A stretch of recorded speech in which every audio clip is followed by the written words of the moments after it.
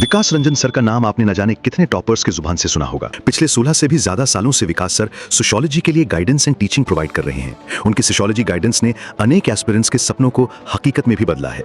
यही कारण है कि हर साल कई टॉपर्स विकास रंजन सर का नाम यूपीएससी में सफल होने के बाद लेते हैं।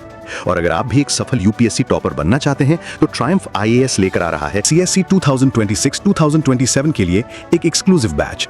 ये बैच स्टार्ट हो रहा है 25 अगस्त 2025 को, जो कि एक इवनिंग बैच रहेगा। यहाँ मिलेगा आपको in depth coverage of UPSC syllabus, वो भी कंटेम्प्रेरी ओरिएंटेशंस एंड एप्लीकेशन के साथ। आपको मिलेंगे रेगुलर असाइनमेंट हर टॉपिक के कंप्लीट होने के बाद, ताकि आपकी कॉन्सेप्चुअल क्लैरिटी और बेहतर हो सके। हर क्लास के बाद विकास रंजन सर के साथ वन-ऑन-वन डाउट डिस्कशन सेशन। इसके अलावा और भी बहुत कुछ। ज्यादा जानकारी के लिए आज ही कॉल करें नीचे दिए गए नंबर्स पे, या आप ट्रायम्फ आईएएस की वेबसाइट पर भी जा सकते हैं। Don't wait now. Join these exclusive sociology batches. Hello everyone, my name is Riya Kaur Sethi and I have recently secured rank 89 in this year's Civil Services examination. And today I'm here to share my optional strategy. My optional was sociology. So even though I have done my graduation in economics, I chose sociology because my post-graduation was an amalgamation of all subjects, be it economics, history, psychology and also sociology. So I thought that I had a writing flair in sociology, and so I chose this optional. Now with regards to my strategy for the optional, I followed a very simple strategy for the first mains that I had given in 2022. I had referred to Sleepy Classes, that is Shekhar sir's YouTube videos on sociology, and made in-depth detailed notes in my OneNote. And wherever sir used to say that you need to refer to Ritzer and read the theory of this, for thinkers, I used to do that, add it to my notes. Wherever he used to say refer to Haralambous and read about sociological theory in depth from the base material, that also I have read and incorporated in my notes. But that was it. That is all I did for my first attempt.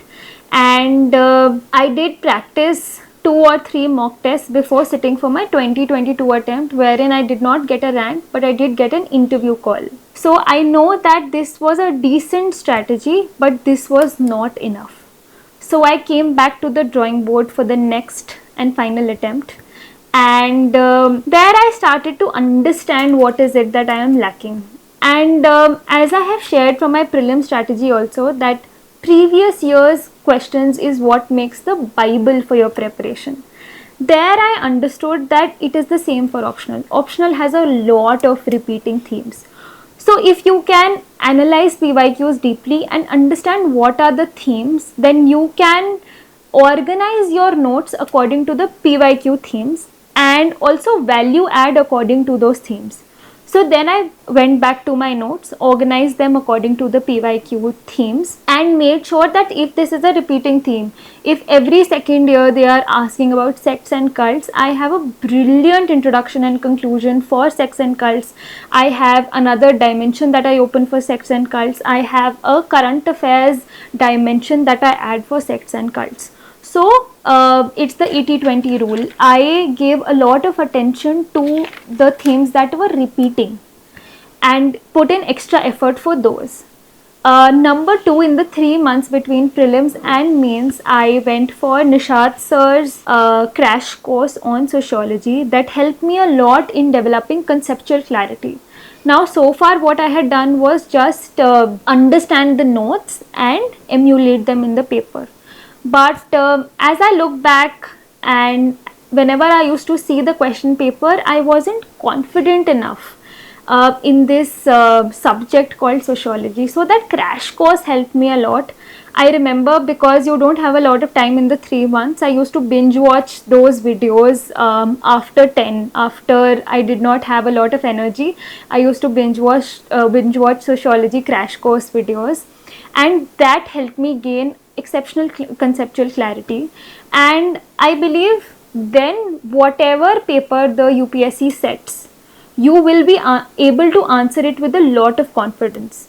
Now conceptual clarity from Nishat sir's crash course and a multi-dimensional aspect of every topic from Shekhar sir's Sleepy Classes notes these two things I combined in my OneNote, and I made a table that had the topics from paper 1, paper 2 and the corresponding GS topics.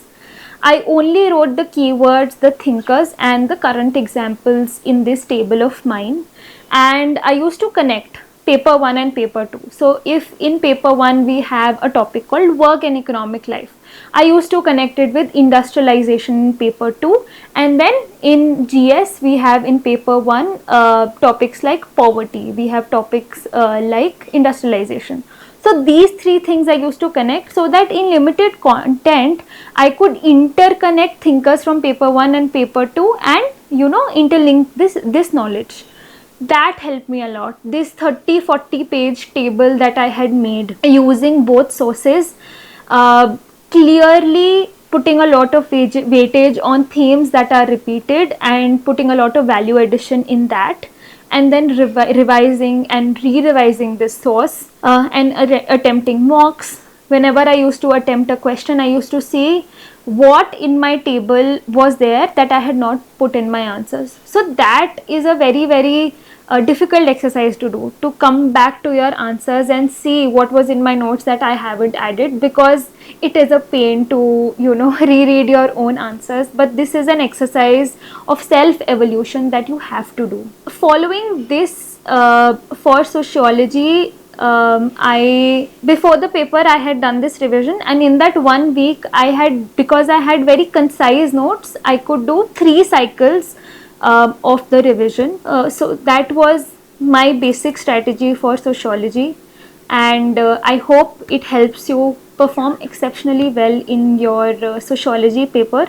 A little side note I wanted to add, that was on mental health. So because this examination takes 4 to 5, on an average I am talking, prime years of our life, it is often that we equate failure in this examination to failure in life. It is a very real thing and it is not spoken about a lot. It had happened to me when I couldn't clear prelims for 2 subsequent attempts. I started equating my self-esteem with performance in this exam. I just want to remind everybody that you are amazing, unique, multi-dimensional individuals.